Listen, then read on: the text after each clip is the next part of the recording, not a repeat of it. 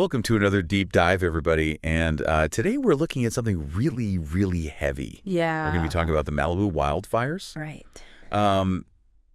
And, you know, obviously a lot of people have heard about this in the news, but we want to take a closer look. And we've got some amazing source material that we've dug up. Yeah. That I think really paints a picture of these people beyond just names. I think it's so important. Yeah. When we see these big tragedies and we hear all the numbers, it can be really easy to lose sight of the fact that each one of these is a person with a whole life and people who love them. Exactly. And that's kind of our mission today, is to try to bring some of those stories to life. And you know, one of the first ones that really jumped out at me was Rory Callum Sykes. Oh, yeah. And some people might remember him from Kitty Capers. Yeah, from Kitty Capers. The old British kids show. Right. But his story goes way beyond that. Oh, yeah. Like, way beyond that. Way beyond. I mean, just to start, he had such a tough beginning. Yeah. You know, he was born with cerebral palsy. Wow. And was actually blind for part of his childhood. Oh, my God. But he didn't let that stop him. Right. You know, he learned to walk. He regained his sight. Unbelievable. And went on to have this amazing life. Oh, and not just an amazing life. Like, he was an entrepreneur. He was a motivational speaker. Right. He was a philanthropist. He co-founded Happy Charity to help children in need. Like, what an inspiring guy. It's just incredible how he turned his adversity into something so positive. Really makes you think about, you know, what we can all overcome. Right. And then to have him die in these fires, it feels so unfair. It's so tragic. And he was in his cottage when the fire swept through. Yeah, his mother, Shelley, tried to save him. Oh, God. But she actually broke her arm trying to get him out. It's heartbreaking. Imagine that desperation to know that your child is in there and you can't physically reach them. And that same, like, fierce love comes up in another story we have. Yeah. Anthony and Justin Mitchell, a father and son from Altadena. Oh, yeah. And Anthony was an amputee. Right. And Justin had cerebral palsy. And they were both waiting for an ambulance when the fire hit their home. And, you know, they found them together. Oh, wow. Anthony next to Justin's bed. Oh. It just shows you the lengths that a parent will go to. Yeah, just that instinct to protect. To protect their child, even when facing that kind of danger. It's powerful. It's really powerful. And it makes you think about, you know, the challenges that people with disabilities face. Right. During these evacuations. Absolutely. And then there's Early-On Kelly, also from Altadena. Oh, I loved reading about her. She sounds like an amazing woman. Everyone described her as so kind. Yeah, like her neighbor Terry Pyburn called her an angel. Yeah. She dedicated her life to caring for her mother who had dementia. Right. And then when the evacuation orders came, she chose to stay. She put her faith in God, and she believed that he would protect her. It's hard to fathom making that decision when you're facing something so dangerous. It really makes you wonder what goes through people's minds during these disasters. What are the factors at play? Like, is it faith? Is it just feeling overwhelmed? Yeah. Is it a sense of security in their own home? Right. Yeah, it's hard to say. And speaking of feeling overwhelmed, we have to talk about Victor Shaw. Oh, yes. This is a 66-year-old who basically decided to face the Eaton fire head on. Yeah, I mean, he actually tried to defend his home with a garden hose. Wait, are you serious? I know, it sounds crazy. A garden hose against a wildfire. Against a raging wildfire. That's unbelievable. It's hard to believe, but it just shows you how desperate people get. Yeah. And sadly, Victor didn't make it. Oh, no. But his sister, Sherry, who was with him, she managed to escape. Oh, my gosh. Can you imagine the guilt? I know. Surviving when someone you love? Right. It's a burden I wouldn't wish on anyone. And it makes me think of Rodney Nickerson. Yeah. Who was 82 years old and also chose not to evacuate. He was in Altadena for over 50 years. Wow. In the same house. And his family's history there goes back even further. Oh, yeah. His grandfather founded Nickerson Gardens. Right. A real landmark in L.A. So it's like their family story is like part of the place. Absolutely. And I guess for Rodney, leaving that behind was just... I can see that. Unthinkable. Yeah. And he told his son, I'll be here tomorrow. Oh. Which just adds this whole other layer of, like, I know. Tragedy. It's just heartbreaking. It's one thing. It really highlights how sometimes people's attachment to their homes, their sense of place, overrides everything else. Even their own safety. Even self-preservation. And, you know, speaking of powerful attachments, we have Annette Rosilli. Oh, yes. Who was 85 years old and refused to leave her home without her pets. All of her pets. All of her pets. She had a dog, a canary, 2 parrots, and a turtle. A whole menagerie. It's a tough situation, right?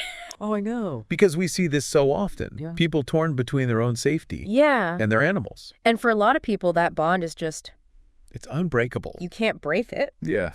My dog is like part of the family. I can't imagine leaving him behind. Of course. But it does raise questions, about how we as a society handle this. Right. Are we doing enough to help people and their pets get to safety? It's such a complex issue. There's no easy answers. Well, and it kind of ties into the broader question of, disaster preparedness. Right. Are systems really set up to handle the unique needs of different people? That's a really good point. Now, Randy Miod's story is a little different. Okay. He's a 55-year-old surfer, lived in this beach house that everybody called the Crab Shack. Oh, yeah. Sounds like he was just like the life of the party. Always had an open door. Loved having people over. Yeah, he'd actually weathered previous wildfires at his home. Wow. And felt confident he could handle this one. Believed he could protect his property with a garden hose. It's like Victor Shaw, that image is just so powerful. It is. One person standing against this force of nature. Yeah, unfortunately, it wasn't enough. Right. And Randy lost his life. It just makes you realize how quickly things can turn. Yeah. And how even people who are familiar with these situations can still underestimate the danger. It highlights the importance of having a plan. Right. And being willing to leave when you need to. No matter how much you love your home. Exactly. And what really struck me about Randy's story was the sense of community. Yeah. That surrounded him. His house was like a gathering place. Right, like a hub of activity and friendship. A real loss for the whole community. It wasn't just his family's loss. Absolutely. It was everyone who knew him. Right, and that's something you see a lot in these stories. Yeah. These fires don't just destroy homes. Right. They disrupt entire networks. Of relationships, of support systems. Yeah. And that can be really hard to rebuild. But it is amazing to see how people come together. It is. To support each other, to rebuild, to grieve together. That's the silver lining, I think. Yeah. It brings out the best in people.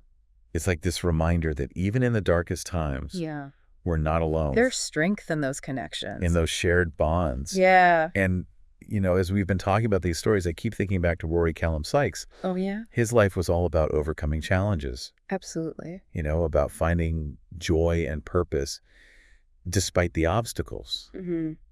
And that spirit, it just feels like a beacon of hope. I agree. In all of this darkness. It's a reminder that even in the face of this immense loss, the human spirit can endure. It can. And we can honor the people we've lost. Right. Not just by remembering them, by living our lives with the same passion and purpose. That they embodied. Exactly. And on that note, we're going to wrap up part 1 of this deep dive. But we'll be back soon with more stories from the Malibu wildfires. Looking forward to it. So we were talking about Victor Shaw. Right. This 66-year-old who decided to fight the fire. Yeah.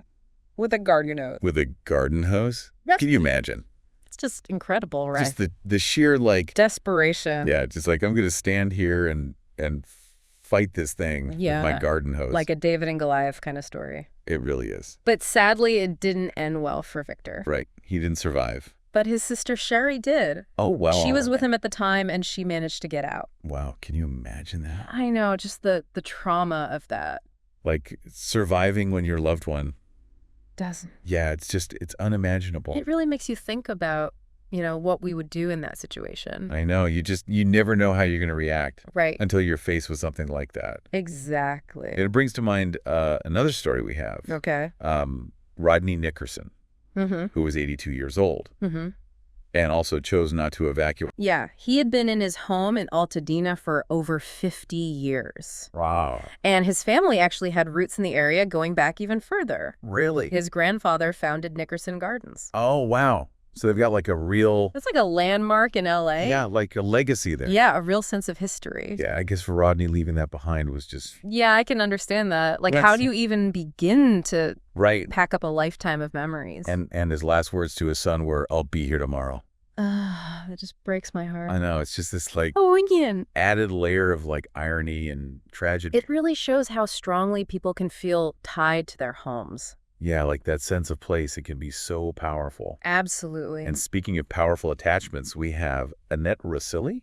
Oh, yes, Annette. This 85-year-old woman who refused to leave without her pets. She had quite the collection. Like a whole zoo. A dog, a canary, 2 parrots, and a turtle. Wow. Yeah. I mean, that's a lot of animals to try to evacuate. Right. And, it's a common dilemma. Right. We see this all the time. People having to choose between their own safety and their animals. And for a lot of people, it's just not even a choice. Their family. Your family. You can't leave family behind. And it really makes you think about, are we doing enough right. to help people in those situations? Like, are our evacuation plans taking pets into account? Exactly. That's the thing we need to think about.